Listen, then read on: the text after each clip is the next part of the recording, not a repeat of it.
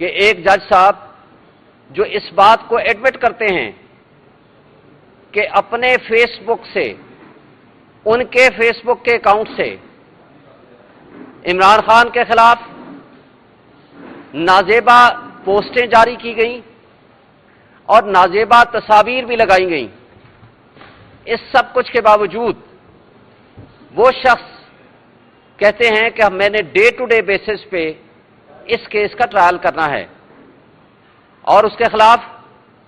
ایک سے زائد درخواستیں ٹرانسفر اپلیکیشنز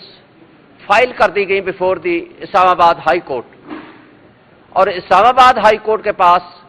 وہ ٹرانسفر اپلیکیشن کے پینڈنگ ہوتے ہوئے اور ان کا میٹر ایف آئی اے کو بھیجا گیا کہ اس کی ویریفیکیشن کرائیں ان کی پوسٹوں کی، اس کے باوجود کہ اس سے پہلے کہ اسلام آباد ہائی کورٹ اس بابت اپنا فیصلہ سنائے، وہ اس کو ڈے ٹو ڈے ہیئرنگ پہ چلا کر کے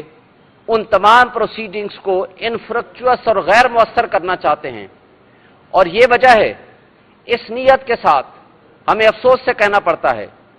کہ ہمارے اس نظام انصاف میں رکاوٹ ہمارے اسلام آباد ہائی کورٹ کے چیف جسٹس صاحب بھی شامل ہیں اور ہمارے ڈسٹرکٹ جوڈیشری بھی اس میں شامل ہے۔ 14 جولائی 2023 کو جب نوٹیفیکیشن جاری ہوتا ہے